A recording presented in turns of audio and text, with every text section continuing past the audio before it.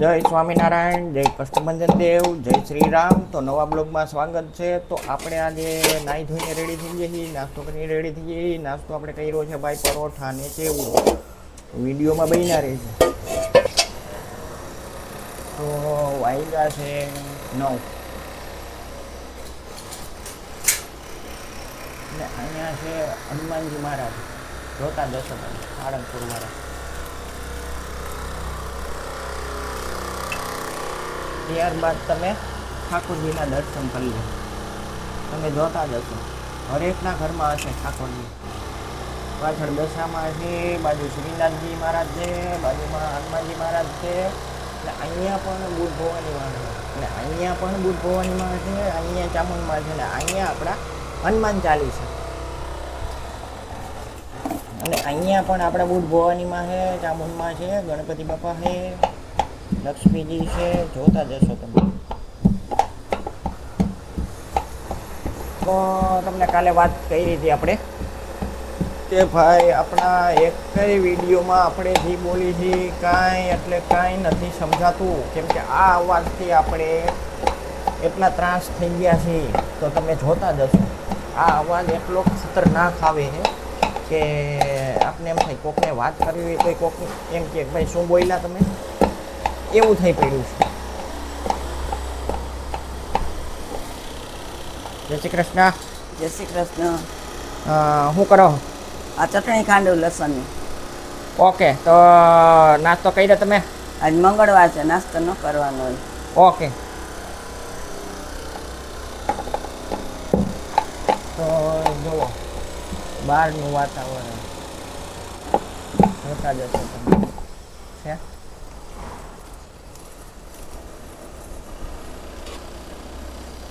અને બીજું તો મેં તમને કીધું હતું કે ભાઈ જુઓ ઓલું કાપે છે અને અહીંયા અવાજ આવે, અહીંયા છે કે એનું પડઘા પડે છે, તમે જોતા જશો છે.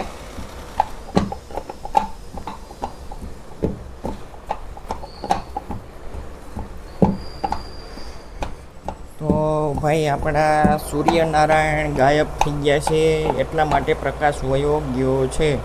જોતા જશો તમે. તો તમે આજનું વાતાવરણ ખાલી જોઈ લો, વરસાદના વાદળા ભરાઈ ગયા છે, તમે જોતા જશો. એટલે ટૂંકમાં ટાઈમ થઈ ગયો છે કે ભાઈ ચાલો વરસાદ આવો, નહીં છે ને ભાઈ, વરસાદનો ટાઈમ છે એ. અને મેં તમને કીધું હતું કે ભાઈ અવાજ એટલો ખતરનાક જોવો સામે છે. અને અહીંયા એક માણસ છે, અહીંયા છે, અને આ આખું બિલ્ડિંગ છે. પણ આ ગ્રાઇન્ડરથી હવે કેટલા દિવસ થાય કેટલા દિવસ નહીં એ ઉપર આધાર છે, તમે જોતા જશો. અને અહીંયા આપણા તુલસીજી છે, વેલ છે, જોતા જશો તમે. અને અહીંયા બીજું તમને વાત કરું તો કે અમારી બાજુમાં રહીએ છે ને, એને વાત કરી કે મધમાખી કરડી ગઈ, પણ મધમાખી તો જો કે તમને દેખાતી જ નથી અહીંયા. એ તો તમે જોતા જશો છે જ નહીં. તો અહીંયા મધમાખી કરડવાનું કારણ શું એ તો ખબર જ હશે તમને.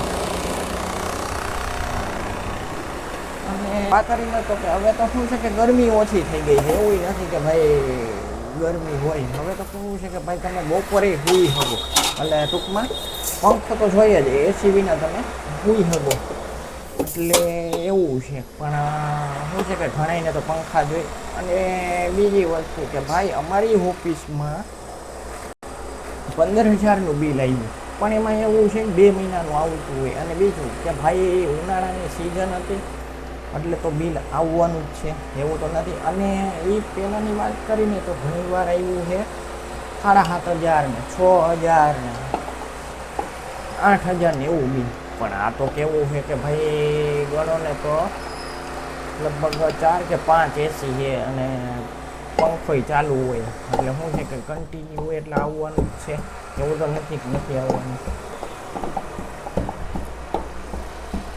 તો સફાઈવાળો ન થયો આજે? સફાઈવાળો હમણાં નથી આવતો નેપાળી. તો ટાઈમે આવે છે કે ટાઈમે જ નથી આવતો? ટાઈમે ના આવે ને હમણાં નથી આવતો, વળી આવે એક દી આવે તો 2 દી ના આવે, એવી રીતના આવે રાખે. તો પહેલાં તો વહેલો આવી જતો. પેલા આવતા એ બેન ને અહીંયા રહેતા, હવે રેલનગરમાં વયા ગયા. અહીંયા આ લોકો એને નથી રહેવા દીધા. અહીંયા સામે રહેતા પહેલા સીઓમાં, હવે એને રહેવા નથી દેતા એ લોકોને. વાં વયા ગયા બિચારા અહીં તો રેલનગરમાં. તો એને પગાર કેટલો આપતા? એને પગાર અમે આપીએ જ છીએ 1500 રૂપિયા. તોય કેમ આવતો નથી ટાઈમસર? તો એ વાંથી આગા વયા ગયા એટલે ઓછો આમ આવે ના આવે ને હાઈલે રાખે આમ નામ અમારે. ઓકે. અને બપોરનું જમવાનું? બપોરનું જમવાનું દાળ ભાત, ફુલાવાનું શાક, સંભારો. ઓકે. હું જમો? દાળ ભાત શાક, રોટલી, સંભારો, દાળ, કેરી. ઓકે. છાશ નથી પીતા? છાશ પીવું પણ પછી છાશ ભાત ખાવ ને ત્યારે એમને મને છાશ ન ફાવે. ને પાપડ ને એવું નથી ખાતું? પાપડને ઓછી ખાવ, નથી ખાતી હમણાં બહુ. ઓકે. તો મારા વિડીયોને અહીંયા એન્ડ કરવું હું. સરસ મજાની એક લાઈક આપી દેજો, સબસ્ક્રાઈબ કરી નાખજો, બે લાઇકન દબાવી દેજો, જેથી કરીને તમારી પાસે નોટિફિકેશન આવી જાય. જય હિન્દ, જય ભારત.